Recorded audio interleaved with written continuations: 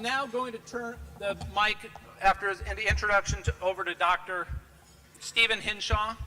Dr. Hinshaw, some of you may have met him. He was doing a book signing of his most recent book, which is really his call to arms about overcoming the stigma associated with youth mental health. Dr. Hinshaw holds two positions. One, he's a professor of psychology at UC Berkeley, and he's also co-chair of the psychiatry department at UC San Francisco. He earned his undergraduate degree from Harvard and his doctorate in clinical psychology from UCLA.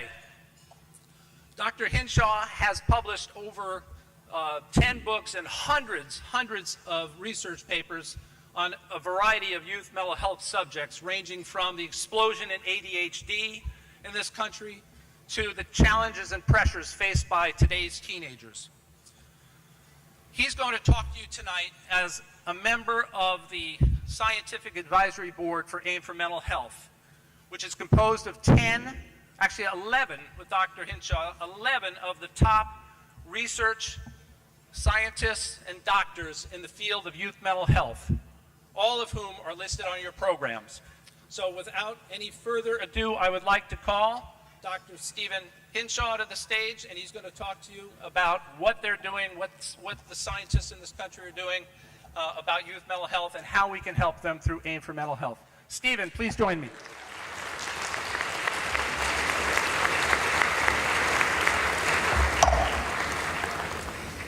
Welcome to the AIM Gala.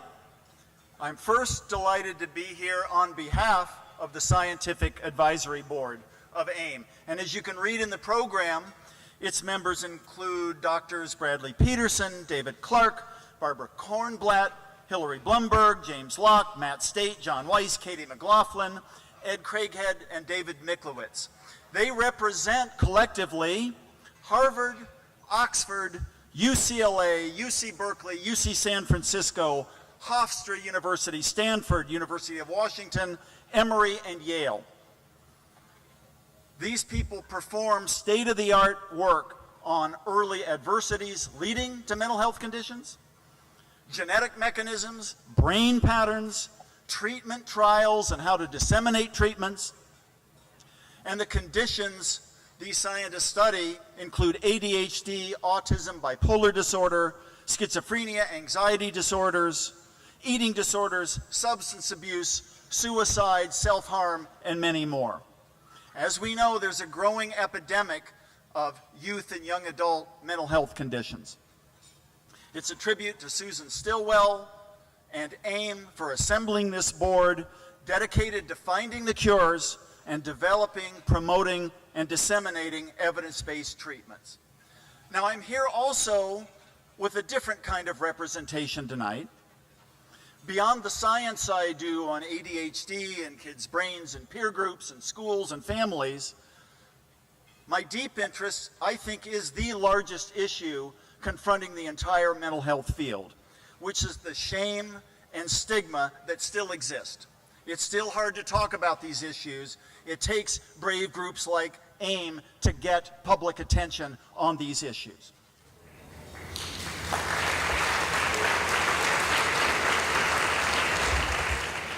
The U.S. population today knows much more about mental health than in the silent 50s and early 60s. But attitudes haven't budged, and in fact, more people today inevitably link mental illness with violence than in 1955. Our knowledge is growing, but our attitudes aren't budging. You didn't used to put cancer in the obituary of your loved one who died from it because it was a shameful illness you brought on yourself. Today, cancer's a cause. The NFL behemoths wear pink knee socks 2 Sundays every fall. But mental health is still in silence. My book is called Another Kind of Madness. Let me tell you where I got the title. The inspiration comes from a quote from James Baldwin in one of his masterpieces, Giovanni's Room.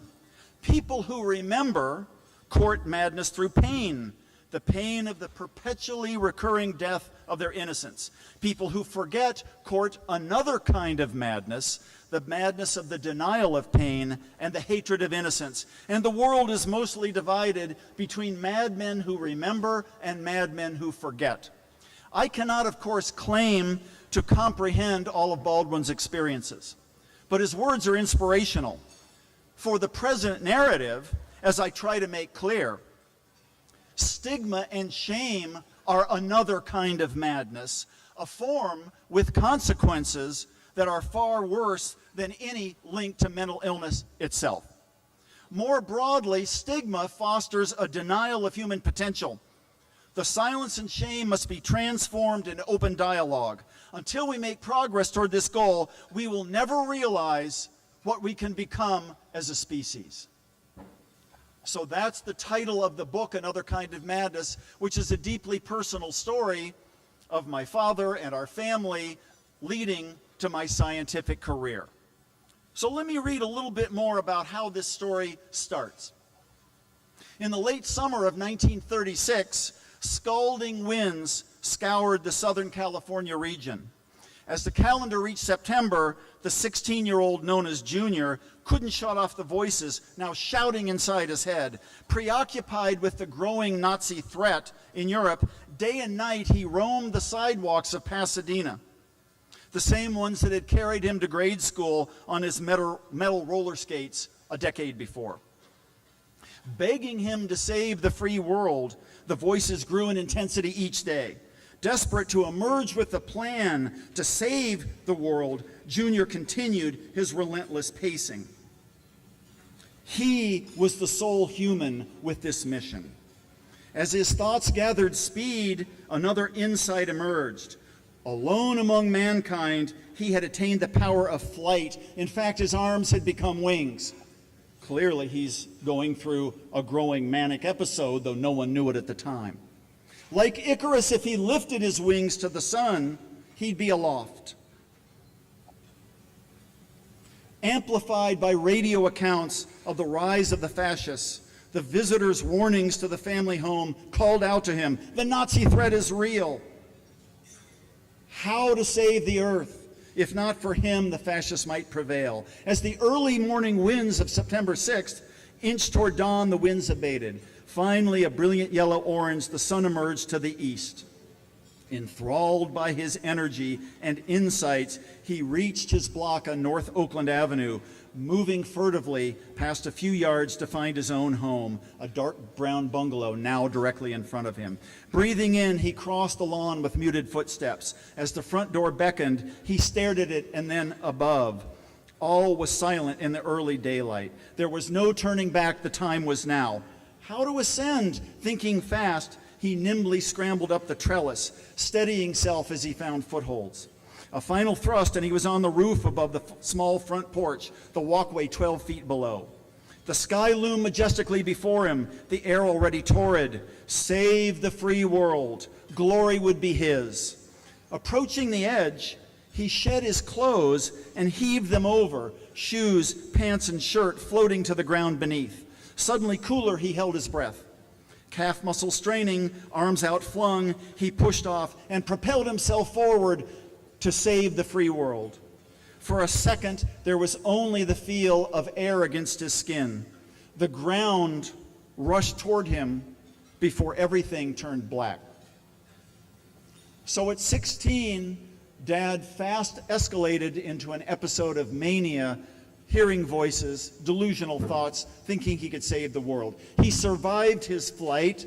His brothers rushed out of the house and got him into the nearest public facility in Norwalk, California, where he languished for 6 months, the only treatment being tied to his bed at night to prevent wandering. He recovered 6 months later without any treatment. Sometimes happens with bipolar disorder.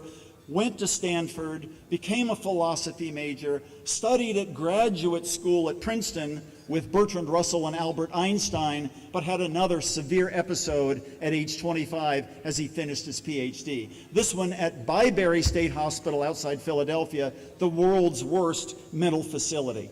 While there, he believed he was being held in a concentration camp in Germany. World War II had not ended yet. He recovered again, had his PhD in philosophy, became a professor at Ohio State, met my mother, a graduate student in history. They got married, and when did Mom find out about Dad's episodes? When she became pregnant with me and pregnant with my sister. Women endure postpartum depression after pregnancy. Men with a genetic propensity to mania often become floridly manic during their partner's pregnancies, a less known fact.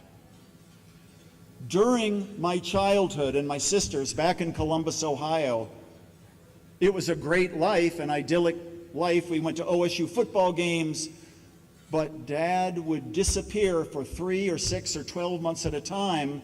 What I didn't know was that his doctors had been very clear.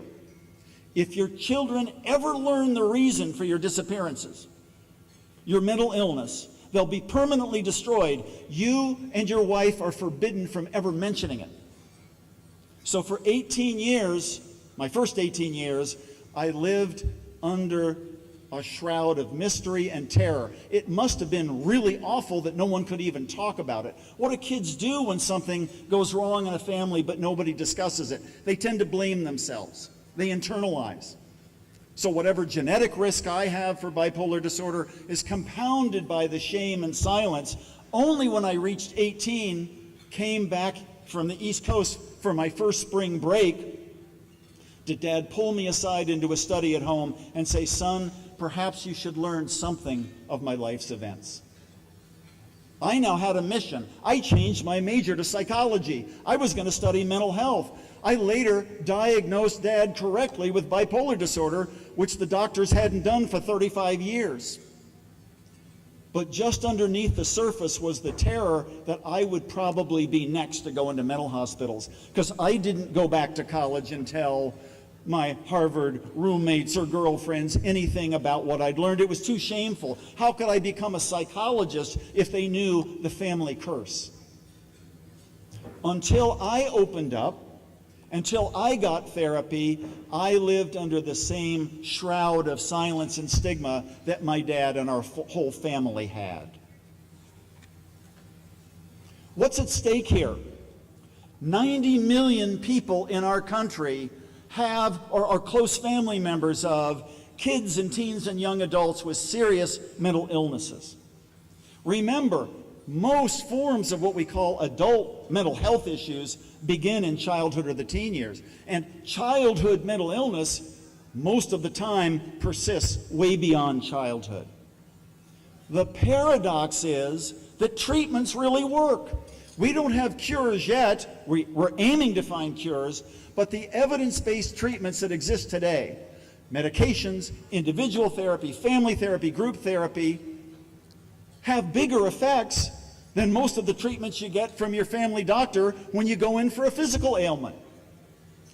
Recovery is a distinct possibility, but people are too ashamed to get access, to give themselves over for care. The ignorance and shame and stigma remain the #1 barrier. Mental health can no longer be on the back burner. We can't ignore our siblings, our kids, our nieces and nephews, our neighbors' kids, as they grow older and let them languish without the care they need. Let me just do one more brief quote from the book's epilogue, where I take a little break from the family narrative and state a few facts. The mental health crisis remains firmly in place. 3 times more Americans die from suicide, 42,000 in 2015, the last year with solid statistics, than from homicide. But who would know of this fact from the news, which routinely features gun violence perpetrated against others, but almost never discusses the inner pain related to depression and suicidal thoughts? Around the world, suicide is the 3rd leading cause of death for people aged 15 to 44, and the leading cause of death worldwide for girls 15 to 20. Mental disorders don't afflict them, a deviant group of flawed, irrational kids or adults, but us, our parents, our sons and daughters, colleagues and associates, even ourselves. Countless veterans and trauma victims suffer from PTSD. Rates of child-onset conditions like ADHD, autism, and substance abuse are skyrocketing. Eating disorders contribute to major health risks. Substance abuse devastates lives, especially via the current epidemic of opioid and heroin-related fatalities. Chillingly, serious mental illnesses reduce life expectancy by 10 to 25 years through risky behaviors, poor exercise and health habits, proneness to chronic physical diseases, low access to health care, and self-destruction. But on average, it takes more than a decade between the recognition of symptoms and getting help. Reducing stigma, that other form of madness, far worse than mental illness itself, will take coordinated strategies, enforcement of anti-discrimination policies, access to high-quality care, a far different set of media images, personal contact that fosters more empathy, and the replacement of silence with dialogue. Above all, humanization is the goal. Getting young people engaged in the fight for human rights is central to the entire effort. Each year that we maintain our current attitudes and practices is another year of lost productivity, wasted human potential, and unspeakable tragedy. It will require an unprecedented team effort to make a difference. The knowledge is there, the pieces are in place. Do we have what it takes to mount the fight? I think we do. Thanks for hearing me. Have a great dinner. Open your hearts, open your wallets at the auction, because you'll learn what contributions can actually mean for child and adolescent and young adult mental health. Thank you so much.